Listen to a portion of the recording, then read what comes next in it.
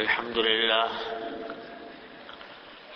لله نحمده ونستعينه ونستغفره ونؤمن به ونتوكل عليه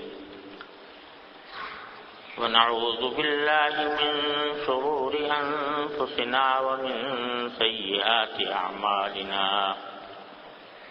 من يهده الله فلا مضل له ومن يضلله فلا هادي له وأشهد أن لا إله إلا الله وحده لا شريك له وأشهد أن سيدنا وسندنا ونبينا ومولانا محمدا عبده ورسوله صلى الله تعالى عليه وعلى آله وأصحابه وبارك وسلم تسليما كثيرا أما بعد. آج اللہ تبارک و تعالیٰ کے فضل و کرم سے تقریباً 6-7 ہفتوں کے بعد آپ حضرات سے اس مجلس میں ملاقات ہو رہی ہے. یہ 6-7 ہفتے سفر میں گزرے جن میں اللہ تبارک و تعالیٰ کے فضل و کرم سے 3 ہفتے حرمین شریفین میں بھی حاضر رہنے کی سعادت اللہ تبارک و تعالیٰ نے عطا فرمائی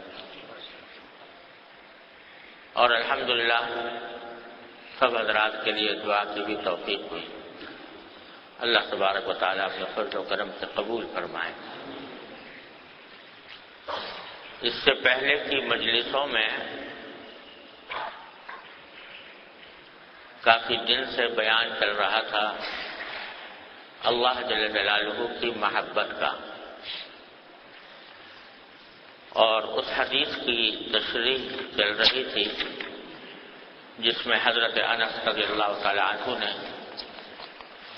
حضور نبی کریم سرور دو عالم صلی اللہ علیہ وسلم کا یہ ارشاد روایت فرمایا ہے کہ 3 چیزیں ایسی ہیں کہ جو اگر کسی شخص میں پائی جائیں تو ان کی وجہ سے اس کو ایمان کی حلاوت نصیب ہوگی. ان میں سے ایک چیز یہ ہے کہ اللہ اور اس کے رسول اس کو ہر ماں سوا سے زیادہ محبوب ہو جائیں. اللہ تبارک و تعالیٰ کی محبت اور اللہ کے رسول صلی اللہ علیہ وسلم کی محبت ہر دوسری محبت پر غالب آ جائے. اور دوسری بات یہ کہ ایک انسان کسی دوسرے سے محبت کرے تو اللہ ہی کے لیے کرے. جس سے بھی محبت ہو اللہ ہی کے لیے ہو. یہاں تک کہ اپنی اولاد سے بھی محبت ہو تو اللہ کے لیے ہو، بیوی سے بھی محبت ہو تو اللہ کے لیے ہو، بچوں سے محبت ہو تو بھی اللہ کے لیے ہو، دوستوں سے محبت ہو، عزیزوں سے محبت ہو وہ بھی اللہ ہی کے لیے ہو. بظاہر یہ بات کچھ عجیب سی لگتی ہے کہ بیوی بچوں سے، دوستوں عزیزوں سے اللہ کے لیے محبت. ہم جیسے لوگ جن کو یہ ذائقہ نصیب نہ ہوا ان کو عجیب سی لگتی ہے، لیکن جن کو اللہ تبارک و تعالیٰ اپنی محبت سے سرشار فرما دیتے ہیں تو ان کا کوئی بھی تعلق کسی سے بھی جو قائم ہوتا ہے وہ اللہ ہی کے لیے ہوتا ہے. اللہ اکبر. حضرت حکیم الامت قدس اللہ تعالیٰ سرہ نے ایک عجیب بات تحریر فرمائی ہے، بیان فرمائی ہے مواعظ میں. فرمایا کہ مجھے کبھی کبھی تعجب ہوتا تھا کہ حضور نبی کریم صلی اللہ علیہ وسلم جبکہ آپ کا براہ راست رابطہ اللہ تبارک و تعالیٰ کے ساتھ ہر وقت جڑا ہوا ہے، ملائے اعلیٰ کے ساتھ رابطہ قائم ہے، وحی نازل ہو رہی ہے، جبریل امین علیہ السلام آ رہے ہیں، ہر وقت ذکر اللہ میں مشغول ہیں، اللہ کے ذکر میں مشغول ہیں۔ حضرت عائشہ صدیقہ رضی اللہ تعالیٰ عنہ فرماتی ہیں کان نبی صلی اللہ علیہ وسلم یذکر اللہ علی کل احیانہ، کہ نبی کریم صلی اللہ علیہ وسلم اللہ تبارک و تعالیٰ کا ذکر فرماتے تھے تمام اوقات میں، یعنی یا ذکر لسانی ہو رہا ہے زبان سے یا ذکر قلبی ہو رہا ہے اللہ دل سے۔ یہاں تک کہ علماء کرام نے فرمایا کہ وہ اوقات جن میں زبان سے ذکر نہیں ہو سکتا،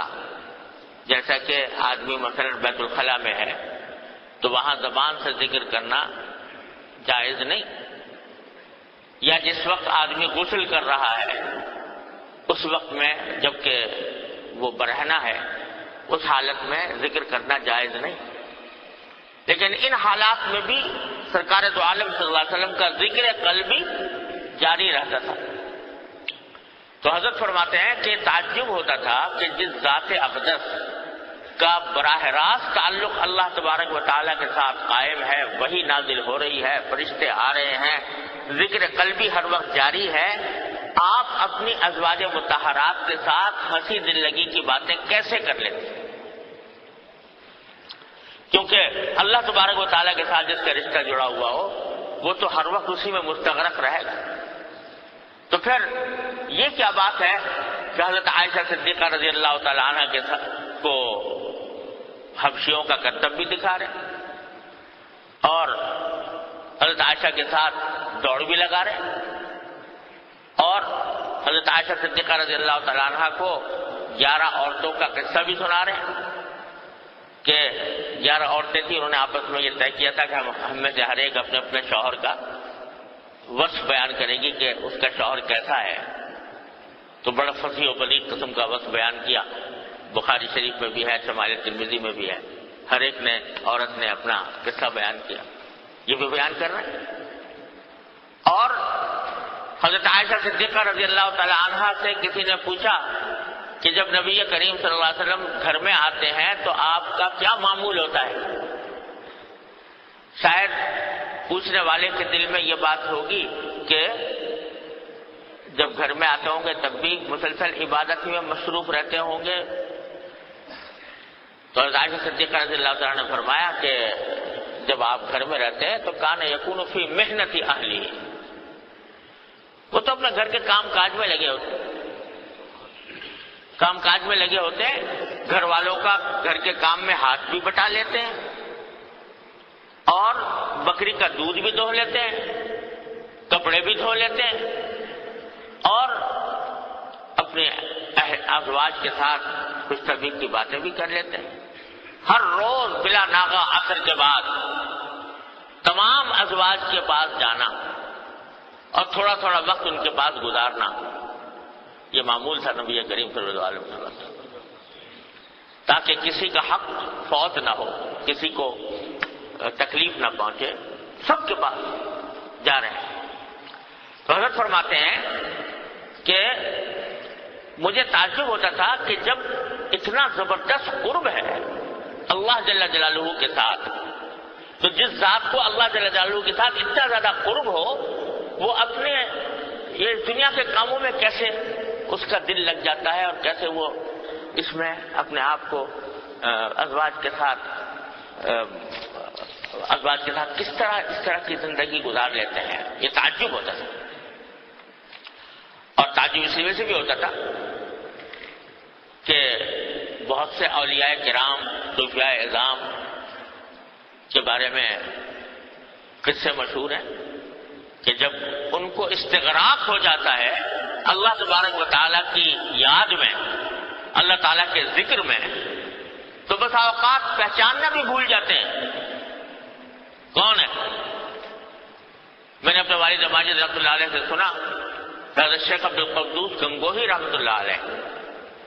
جو بڑے درجے کے اولیاء اللہ میں سے تھے گنگوہ میں، تو ان کا فرمایا کہ استغراق کا عالم تھا، اللہ تبارک و تعالیٰ کے ذکر میں یاد میں اس طرح مستغرق رہتے تھے کہ اس استغراق میں اولاد بھی آ جائے تو پہچانتے نہیں تھے، اس کو بتانا پڑتا تھا کہ یہ کون ہے۔ ایک مرتبہ ایسا ہوا، حضرت میں نے اپنے والد زمانے میں سنا، ایک مرتبہ ایسا ہوا کہ فاقہ گزر رہا تھا، کھانے کو کچھ تھا ہی نہیں، اور یہ استغراق کی حالت میں. تو بچے جو آتے آ کر پوچھتے کہ حضرت بھوک لگ رہی ہے، کھانا چاہیے، تو اول تو پہچانتے نہیں، اور پہچان لیا تو اب کہہ رہے ہیں کہ کھانا چاہیے. تو ہاں دیگیں چڑھ رہی ہیں، بہت دیگیں چڑھ رہی ہیں، دیگیں چڑھ رہی ہیں، مطلب یہ کہ جنت میں دیگیں چڑھ رہی ہیں. تو وہ اس درجہ استغراق ہوتا بہت سے اولیاء کرام کو، اور صوفیاء کے بارے میں یہ مشہور ہے. وہ ایک کیفیت تھی جس میں وہ معذور تھے، اس استغراق کی کیفیت. تو در حقیقت اللہ تبارک و تعالی کا جتنا قرب حاصل ہوتا ہے تو اتنا استغراق بڑھنا چاہیے، اور اس کے بعد پھر مخلوق کے ساتھ تعلقات، مخلوق کے ساتھ اسی طرح رہنا، یہ کیسے ہوتا تھا؟ تو فرمایا پہلے مجھے تعجب ہوا کرتا تھا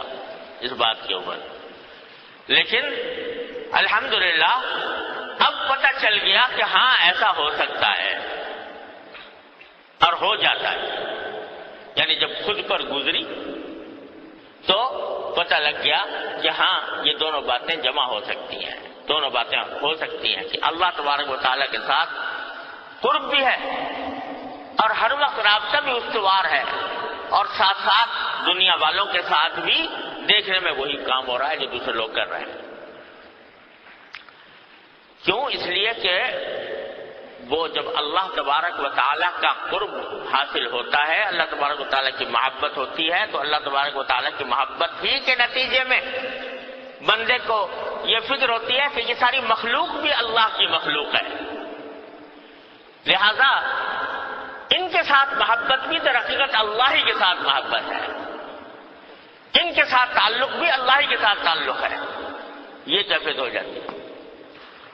اب جو لوگ استغراق کے عالم میں مخلوق کو بھول جاتے ہیں تو وہ ابتدائی درجہ ہے، وہ کوئی کمال کی بات نہیں ہے.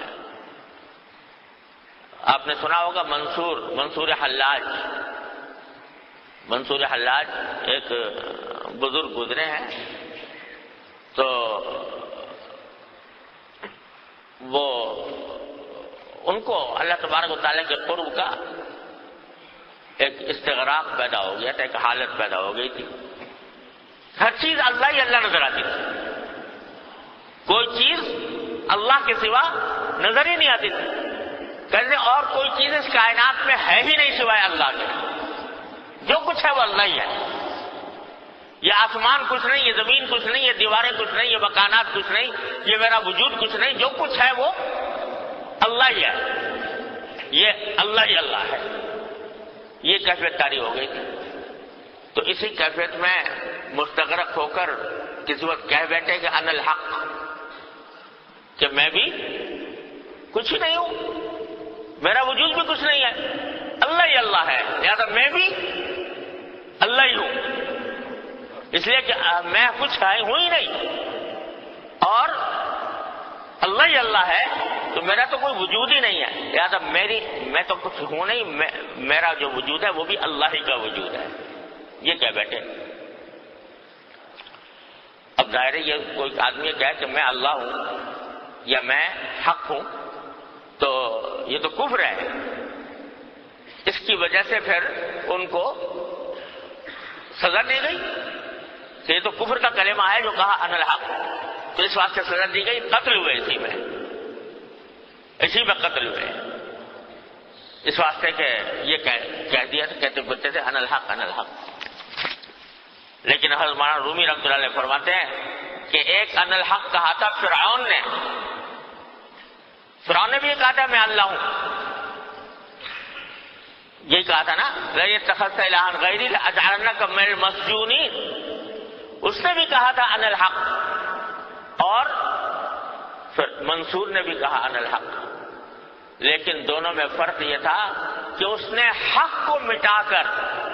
اللہ کو فراموش کر کے اپنا وجود ظاہر کیا تھا کہ میں ہوں خدا.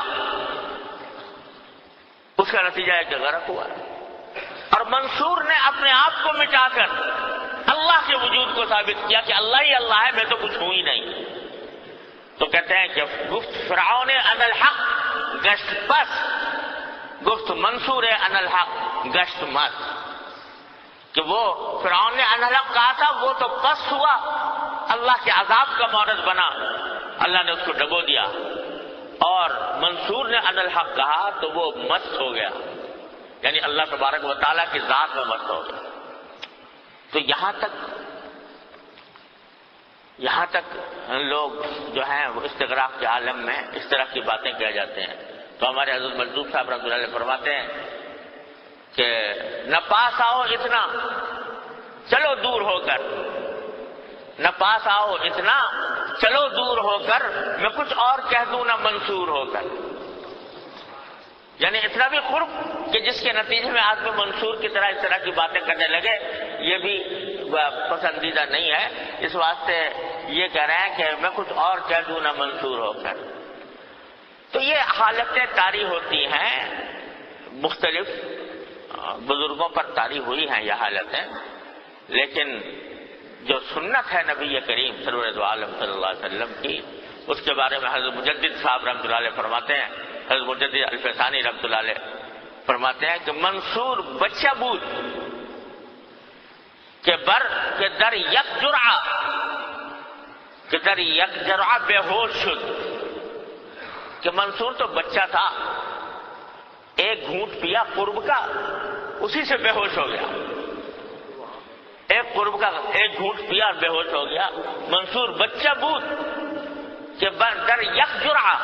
بے ہوش شد، اینجا دریاہا بردان و آروغ نمیدنا. کہ ہم نے دریا پی لیے ہیں اور پھر ڈکار بھی نہیں لی. دریا پی لیا اور ڈکار بھی نہیں لی. تو یہ در حقیقت سنت کا جو نبی کریم سرور عالم صلی اللہ علیہ وسلم کا جو سنت ہے وہ یہ کہ سنت یہ ہے کہ یہ سارا جب قرب ہوا، رشتہ جڑا اللہ تبارک و تعالیٰ سے، لیکن اس کے نتیجے میں ساری مخلوق یہ اللہ سے محبت بھی اللہ ہی کے لیے بن گئی، اللہ تبارک و تعالیٰ ہی کے لیے وہ محبت ہو گئی. اب اگر ملنے جلنے والوں سے بھی محبت ہے تو اس لیے ہے کہ اللہ تبارک و تعالیٰ نے حکم دیا ہے کہ آتی ذوی القربى حقہ، کہ رشتہ داروں سے محبت کیوں کرو کہ ان کا حق ادا کرنا اللہ تبارک و تعالیٰ کا حکم ہے کہ آپ نے رشتہ داروں کا حق ادا کرنے کو فرمایا. بیوی سے محبت ہے اس لیے ہے کہ نبی کریم صلی اللہ علیہ وسلم فرمایا کہ استوصوا بالنساء خیرا، کہ میں تمہیں وصیت کرتا ہوں اپنی عورتوں کے ساتھ بھلائی کا معاملہ کرنے کی. حضور نے حکم دیا ہے، اللہ کا حکم ہے، اللہ تعالیٰ اس سے راضی ہوتے ہیں، اللہ تعالیٰ اس سے خوش ہوتے ہیں، لہذا میں اچھا سلوک کروں گا. اولاد سے ہے محبت تو اولاد سے بھی در حقیقت اللہ کے لیے ہے کہ اللہ تبارک و تعالیٰ نے یہ میرے ذمے ان کی تربیت، ان کی تعلیم، ان کی محبت، ان کے حقوق کی ادائیگی میرے ذمے لازم کی ہے، لہذا میں ان سے محبت کرتا ہوں. تو وہ اللہ کے لیے ہو جاتی ہے، سب چیز اللہ کے لیے ہو جاتی ہے. پھر جب اللہ کے لیے تو ہو گئی، اب کام وہی کرتے ہیں جو عام لوگ کرتے ہیں،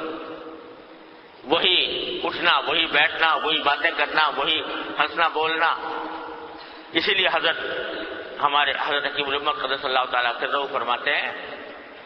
کہ جو اس طریقے سلوک میں مبتدی اور منتہی دونوں کا ظاہری حال ایک جیسا ہوتا ہے، ظاہر میں ایک ہی جیسے نظر آئیں گے. یہ بھی کھا رہا ہے، وہ بھی کھا رہا ہے، یہ بھی بیوی بچوں سے ہنس بول رہا ہے، وہ بھی بیوی بچوں سے ہنس بول رہا ہے، یہ بھی بازار میں پھر رہا ہے، وہ بھی بازار میں پھر رہا ہے. مالی حاضر رسول یاکل الطعام ویمشی فی الاسواق. مشرکین یہ تانے دے رہے ہیں، یہ کیسا رسول ہے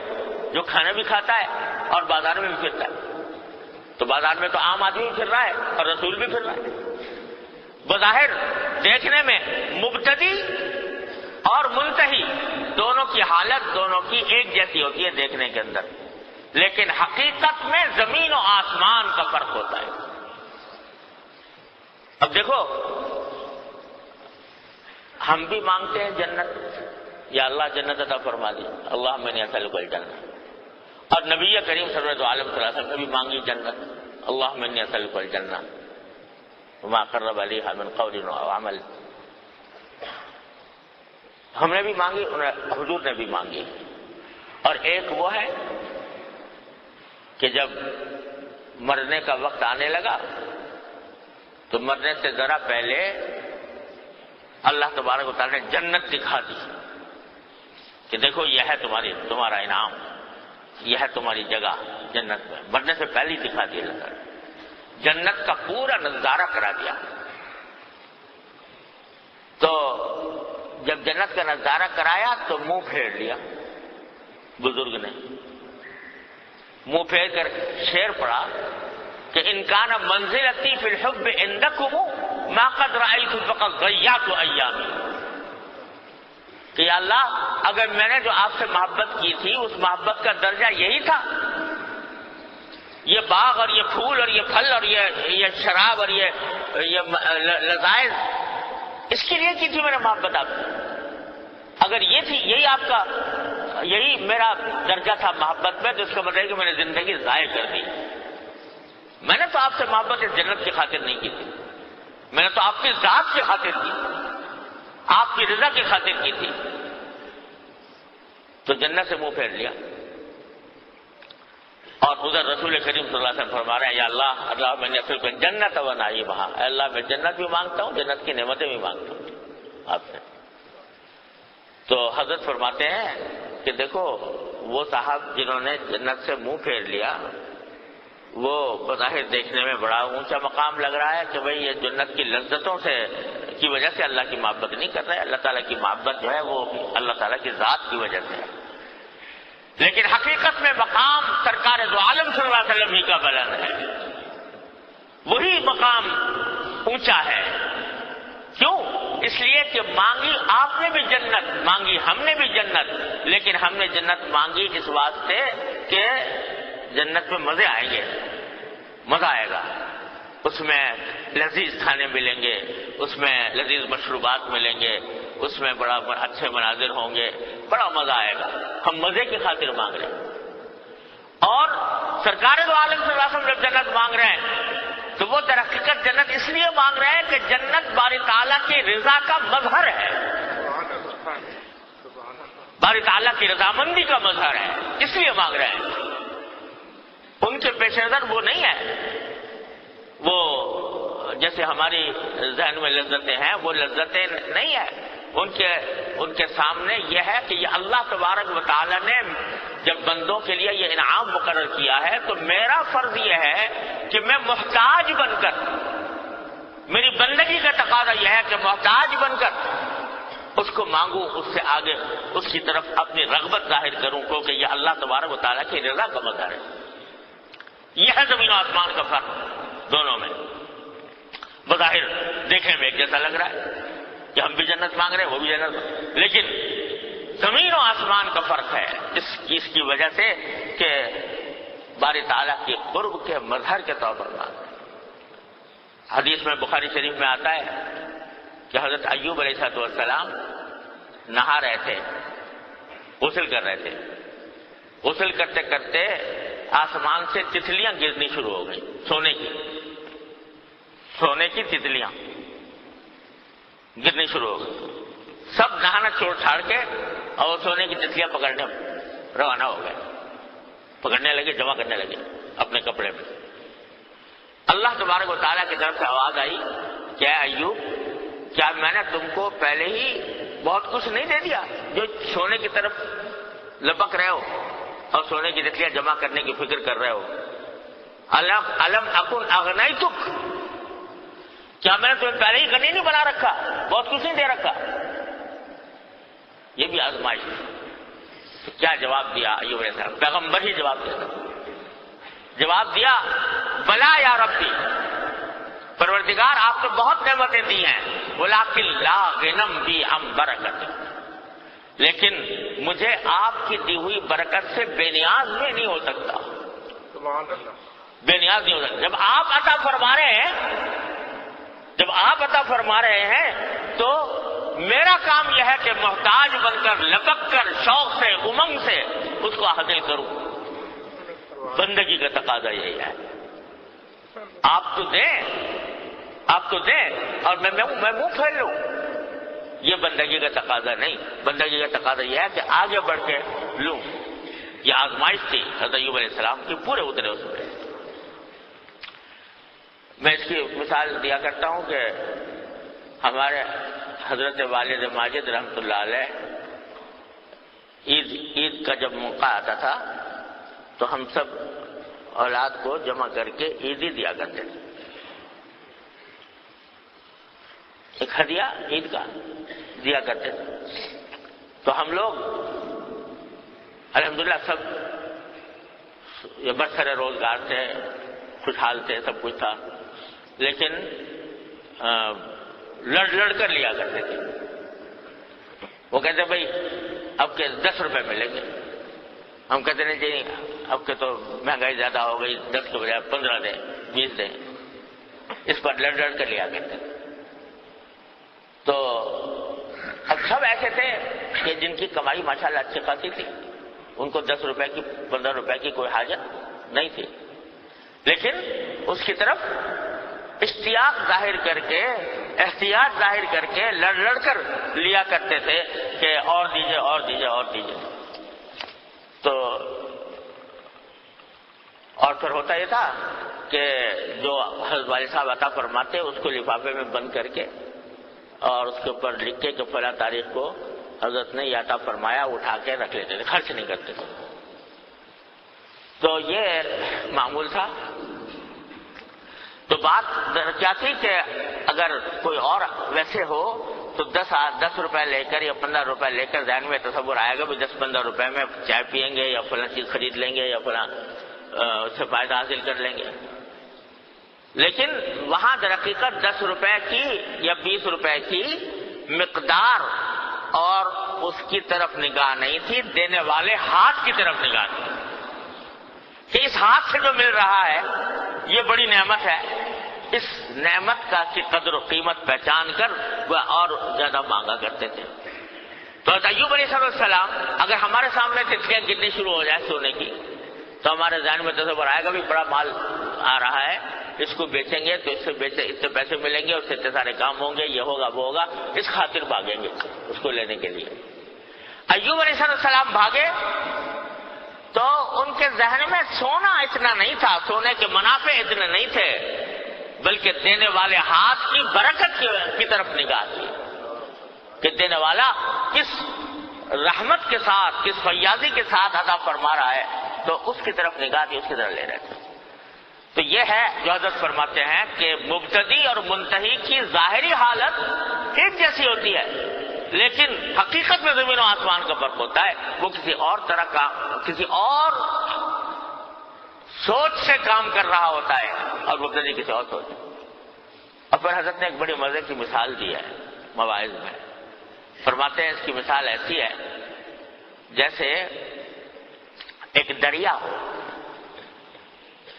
تو ایک شخص دریا کے اس کنارے پر کھڑا ہے اور ایک شخص دریا کے اس کنارے پر کھڑا ہے,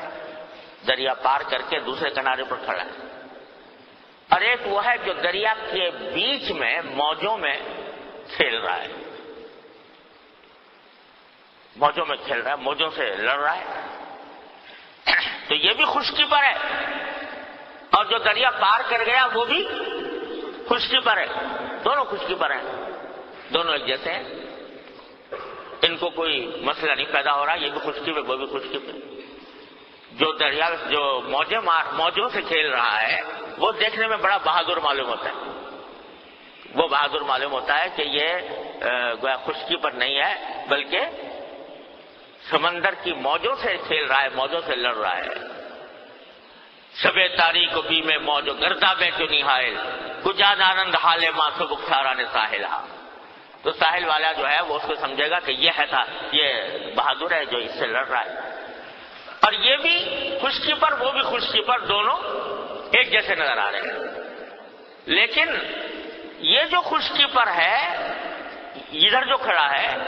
یہ تو بیچارہ ابھی تک دریا میں داخل ہی نہیں ہوا، موجوں سے سابقہ ہی نہیں پڑا، یہ تو یہیں کھڑا ہے ابھی۔ اور دوسرا جو وہاں ہے وہ سب مراحل سے، موجوں کے مراحل سے گزر کر ان سب کو طے کر کے پھر جا کر خشکی میں پہنچا ہے۔ تو دیکھنے میں دونوں ایک جیسے ہیں، لیکن زمین آسمان کا فرق یہ ہے کہ یہ موجوں سے لڑ کر اور کھیل کر اور ان سے گزر کر دوسرے کنارے پر پہنچ گیا، اور یہ یہیں پر کھڑا ہوا ہے ابھی تک۔ تو حضرت فرماتے ہیں کہ انبیاء کرام علیہم الصلاۃ والسلام، انبیاء کرام علیہ السلام وہ اس انتہا پر ہوتے ہیں کہ سارے مراحل سے گزر کر پہنچ گئے ہوتے ہیں اللہ تبارک و تعالیٰ کی رضا کے مقام پر، تو پھر وہ یہ سارے کام بھی کرتے ہیں اور دیکھنے میں وہ ایسے ہی لگتے ہیں جیسے کہ عام آدمی ہے۔ اب دیکھو یہ بھی حضرت نے بیان فرمایا مواعظ میں کہ ایک بزرگ تھے، ان کو کسی نے اطلاع دی، خبر دی کہ حضرت آپ کے بیٹے کا انتقال ہو گیا، بیٹے کے انتقال کی خبر دی، تو نہ رونا نہ کوئی چلانا، کہا الحمدللہ علی کل حال، ہر حال میں اللہ تعالیٰ کا شکر ہے، یہ کہا، اور نہ روئے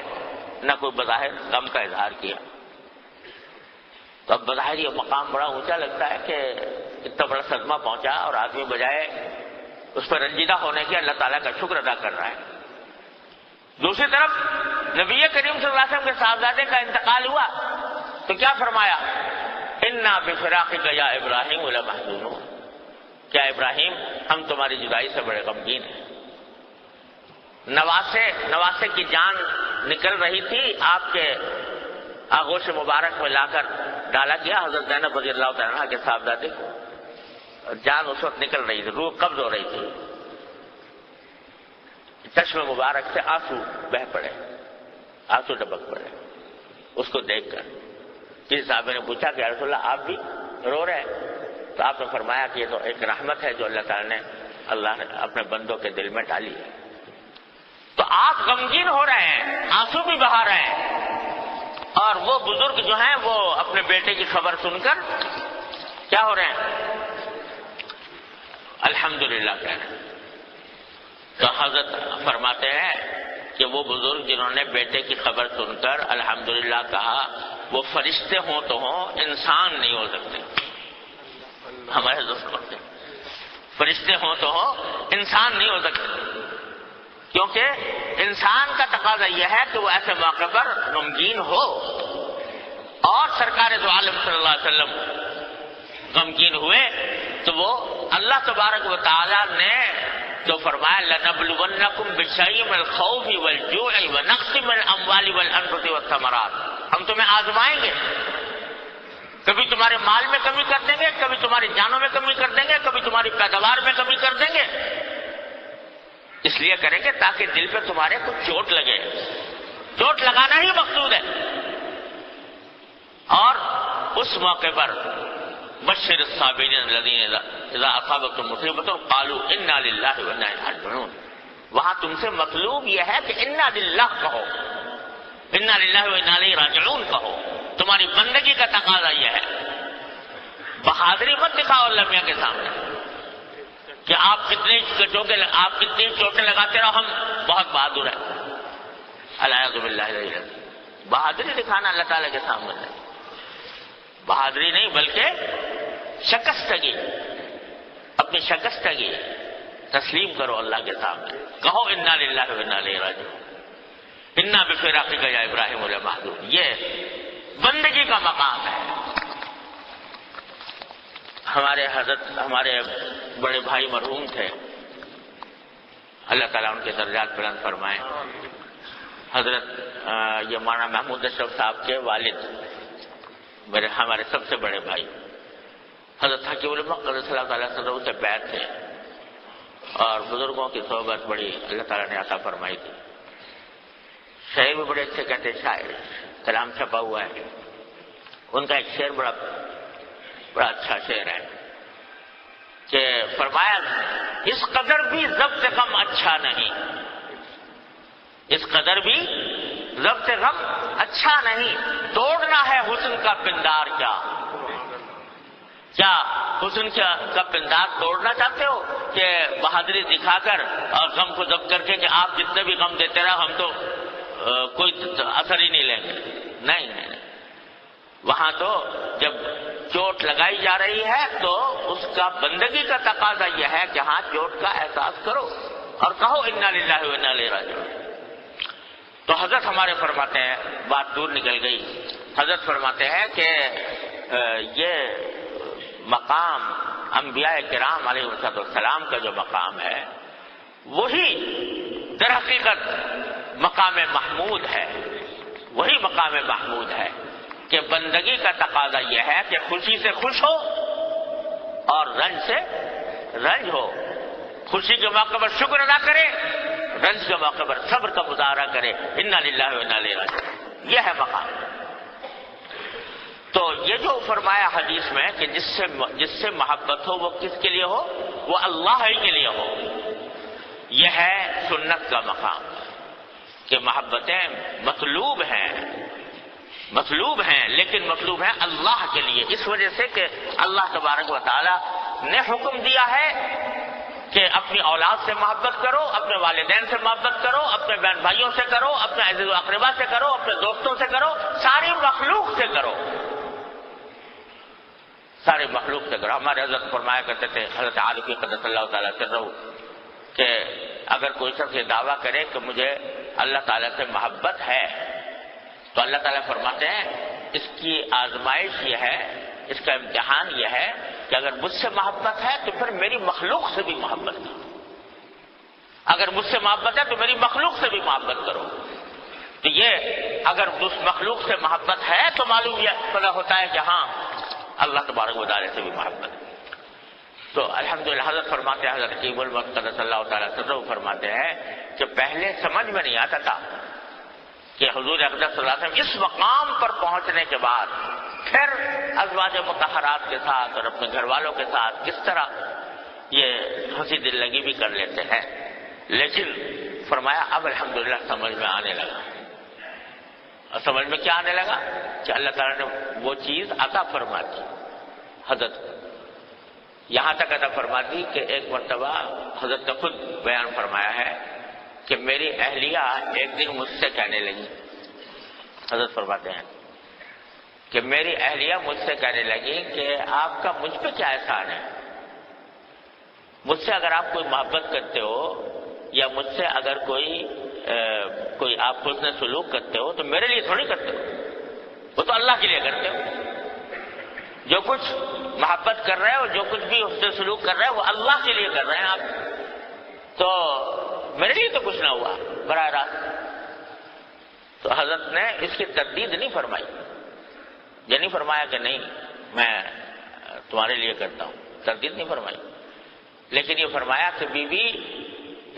اگر میں تم سے اللہ کے لیے کرتا ہوں محبت اور اللہ کے لیے جو کچھ کام کرتا ہوں تو بھیا تمہارا نقصان کیا ہے،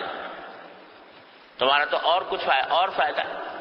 اس واسطے کہ جب اللہ کے لیے کرتا ہوں تو زیادہ اہتمام کے ساتھ تمہارے حقوق ادا کروں گا، زیادہ اہتمام کے ساتھ تمہارے ساتھ اس میں سلوک کروں گا، تو نقصان کیا، تمہارا تو فائدہ ہی ہے، لہٰذا اس میں شکایت کی کیا بات ہے، لیکن تردید نہیں فرمائی، جس کا مطلب یہ ہوا کہ اللہ تعالیٰ نے وہ مقام عطا فرما دیا کہ محبت جو ہو رہی ہے وہ اللہ ہی کے لیے ہو رہی ہے، بیوی سے بھی محبت ہو رہی ہے تو اللہ کے لیے ہو رہی ہے۔ یہ ہے جو اس حدیث کا منشا ہے، ان یحب المرء لا يحبه الا للہ، محبت یحب المرء لا يحب، جس سے محبت کرے وہ اللہ ہی کے لیے کرے۔ اور بھائی یہ چیز ہمارے حضرت فرماتے تھے کہ مشق اور توجہ اور مراقبے سے حاصل ہو جاتی ہے، اگر مشق کی جائے، توجہ کی جائے اور مراقبہ کیا جائے تو یہ چیز حاصل ہو جاتی ہے، لیکن اس کے لیے تھوڑی سی مشق کرنی پڑتی ہے۔ حضرت فرماتے ہیں الحمدللہ میں نے سال ہر سال مشق کی ہے، اس کی سال ہر سال مشق کی ہے، کہ میں گھر میں داخل ہوا، گھر میں دیکھا بچہ کھیلتا ہوا اچھا لگا، دل چاہا کہ اس کو گود میں اٹھا کر پیار کروں، لیکن دل کی خواہش جو پیدا ہوئی کہ اس کو اٹھا کر پیار کروں، اس خواہش کے اوپر تھوڑی دیر رک گیا، نہیں کروں گا، دل کی خواہش کی وجہ سے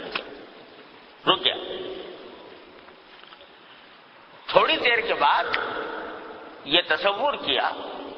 یہ مراقبہ کیا کہ حضور نبی کریم سرورت عالم صلی اللہ علیہ وسلم بچوں سے پیار کیا کرتے تھے، بچوں سے محبت کرتے تھے، نماز پڑھ رہے ہوتے، خطبہ دے رہے ہوتے جمعہ کا، حضرت حسن حضرت حسین رضی اللہ تعالیٰ عنہما لڑکتے پڑکتے سامنے سے چلے آ رہے ہیں، آپ ممبر سے اتر کر ان کو گود میں اٹھاتے تھے۔ نماز پڑھ رہے ہیں، نواسی ہیں حضرت امامہ رضی اللہ تعالیٰ عنہ، نواسی یعنی رشتے کی نواسی حضرت امامہ رضی اللہ تعالیٰ عنہ، وہ بچی ہیں، کندھے پر سوار ہو گئی، اسی حالت میں آپ نماز پڑھ رہے ہیں، ان کو کندھے میں بٹھا کر، جب سجدے میں جاتے ہیں تو نیچے رکھ دیتے ہیں، پھر سجدے سے جب اٹھتے ہیں تو پھر کندھے پر سوار ہو جاتے ہیں۔ تو بچوں کے ساتھ سرکار دو عالم صلی اللہ علیہ وسلم کی اتنی محبت تھی، اتنی شفقت تھی، آپ بچوں کو اس طرح پیار کیا کرتے تھے۔ ایک مرتبہ حضرت حسن حضرت حسین رضی اللہ تعالیٰ عنہ نواسے آپ کے بیٹھے ہوئے تھے، آپ نے ان کو پیار کیا تو ایک اعرابی بیٹھا ہوا تھا، ایک دیہاتی شخص، اس نے دیکھ کر کہا کہ اچھا آپ بھی بچوں کو پیار کرتے ہیں؟ میری تو 10 اولادیں، کبھی آج تک کسی کو پیار نہیں کیا، بلکہ بڑے وقار کے ساتھ رہتا ہوں، اپنے گھر میں اپنی عزت اور اپنا وقار اس طرح بنایا ہوا ہے کہ 10 بچے ہیں، کسی کو پیار نہیں کیا۔ تو حضور اقدس صلی اللہ علیہ وسلم نے جواب میں فرمایا کہ ارے بھائی، اگر اللہ تعالیٰ نے تمہارے دل سے رحمت چھین لیا تو میں کیا کروں؟ اللہ تعالیٰ نے تمہارے دل سے رحمت چھین لیا تو میں کیا کروں؟ یہ تو اللہ تعالیٰ کی رحمت کا ایک عنوان ہے کہ پیار کیا جائے۔ تو در حقیقت حضور اس طرح کیا کرتے تھے۔ تو چونکہ حضور اقدس صلی اللہ علیہ وسلم کی سنت ہے بچوں سے پیار کرنا، اور یہ بھی ظاہر ہے جو پیار کر رہے تھے وہ اللہ تعالیٰ کے رضا کے مطابق کر رہے تھے، اللہ تعالیٰ کی رضا ہی کا شعبہ یہ بھی تھا، تو فرمایا یہ تصور کیا، تصور کر کے پھر گود میں اٹھایا بچوں، اب گود میں اٹھایا۔ تو فرق دونوں میں زمین آسمان کا ہو گیا۔ پہلے اٹھاتے تو خالص اپنے نفس کی خواہش کے لیے اٹھاتے، اور دوسرے میں جب اٹھایا تو سرکار دو عالم صلی اللہ علیہ وسلم کی سنت کی اتباع میں اٹھایا۔ تو الحمدللہ اب یہ ہو گیا، اب یحب المرء لا یحبہ الا للہ، اب جو محبت ہو رہی ہے وہ اللہ کے لیے ہو رہی ہے، جو کر رہے ہیں وہ اللہ کے لیے کر رہے ہیں۔ اور یہ ایسی عجیب چیز ہے کہ جو کچھ کرو اللہ کے لیے کرو۔ اگر آج یہ ہم لوگ یہ اپنا لیں اب یہ سیوا، تو نہ جانے کتنے جھگڑے، کتنے قصے، کتنی شکایتیں کافور ہو جائیں۔ یہ جو ہوتا ہے نا جی کہ میں نے تو فلاں کے ساتھ یہ معاملہ کیا تھا اور اس نے کوئی جواب ہی نہیں دیا، میں نے تو اس کے ساتھ اس نے سلوک کیا تھا، اس نے کوئی شکریہ بھی ادا نہیں کیا، اس نے اس کا کوئی بدلہ بھی نہیں دیا۔ یہ خیال ہو رہا ہے، شکایت پیدا ہو رہی ہے دل میں، اور شکایت کے نتیجے میں تعلقات خراب ہو رہے ہیں، کٹنائیاں ہو رہی، لڑائیاں ہو رہی، جھگڑے ہو رہے ہیں۔ لیکن جب کسی کے ساتھ حسن سلوک کر رہے ہو صرف اللہ کے لیے، تو اب اگر وہ جواب نہ دے، کوئی شکریہ ادا نہ کرے، ہم نے تو اس کے لیے کیا ہی نہیں تھا، ہم نے تو اپنے اللہ کے لیے کیا، اللہ تبارک و تعالیٰ کی رضا کی خاطر کیا تھا۔ لہذا اگر اس کی طرف سے کوئی شکریہ نہ ملا، کوئی جواب نہ ملا تو نہ ملے۔ انما نطعمکم لوجہ اللہ لا نرید منکم جزاء ولا شکورا۔ قرآن کریم فرماتا ہے عباد اللہ تعالیٰ کے نیک بندوں کے بارے میں کہ جب وہ کسی کو کھانا کھلاتے ہیں تو کہتے ہیں کہ ہم تو تمہیں خالص اللہ کے لیے کھلا رہے ہیں، تم سے نہ بدلہ چاہیے نہ شکریہ چاہیے۔ اگر یہ بات دل میں بیٹھ جائے، آپ ذرا ہم سب ذرا گریبان میں منہ ڈال کے دیکھیں، ذرا سوچ کے دیکھیں، اگر یہ بات دل میں بیٹھ جائے کہ جو کچھ بھی کر رہے ہیں کسی کے لیے، وہ اس کے ذات کے لیے نہیں کر رہے بلکہ اللہ کے لیے کر رہے ہیں۔ بھائی کے ساتھ اس نے سلوک، بہن کے ساتھ، بیوی کے ساتھ، بچوں کے ساتھ، کسی کے ساتھ، ملنے جلنے والوں کے ساتھ، اعزاء اقربا کے ساتھ جو کچھ کر رہے ہو وہ اللہ کے لیے کر رہے ہیں، تو پھر اگر کسی طرف سے جواب نہیں مل رہا تو یہ جو صدمہ ہو رہا ہے، یہ شکایت ہو رہی ہے، گلہ شکوہ پیدا ہو رہا ہے، یہ کچھ بھی نہیں ہوگا، یہ سب دھرا رہ جائے گا، اس واسطے کہ جو کچھ کیا تھا ہم نے تو اللہ تبارک و تعالیٰ کی رضا کی خاطر کیا تھا۔ جن کو اللہ تبارک و تعالیٰ یہ دولت عطا فرما دیتے ہیں تو پھر وہ پرواہ بھی نہیں کرتے، ادھر سے اچھائیاں ہی اچھائیاں کی جا رہی ہیں، ادھر سے جواب میں برائیاں ہو رہی ہیں، لیکن ان کے دل پر کوئی اثر نہیں ہوتا، اس واسطے کہ میں نے تو کیا ہی، جس کے لیے کیا تھا اس کو وہ راضی ہو جائے اور اس کی طرف سے رضا کا پیغام مل جائے، ہماری اصل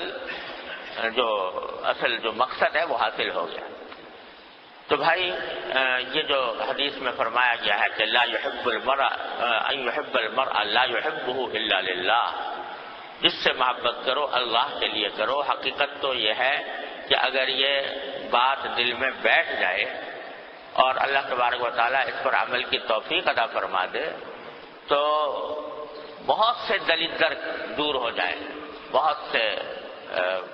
امراض ختم ہو جائیں، بہت سے لڑائیاں جھگڑے ختم ہو جائیں، اور حقیقت یہ ہے کہ زندگی بھی خوشگوار ہو جائے، کیونکہ جو کام ہو رہا ہے اللہ کے لیے ہو رہا ہے۔ اللہ تبارک و تعالیٰ اپنے فضل و کرم سے، اپنے رحمت سے ہم سب کو یہ دولت عطا فرما دے، اور اس کی جس راستے سے بھی ہو، جس مشق کے ذریعے، جس مجاہدے کے ذریعے، جس مراقبے کے ذریعے بھی یہ ہو، اللہ تعالیٰ اس کی توفیق عطا فرما دے۔ وصلی اللہ تعالیٰ علی خیر خلقہ۔ حضرت کچھ ایک دو چار کلمات ارشاد فرما دیں تو حضرت کچھ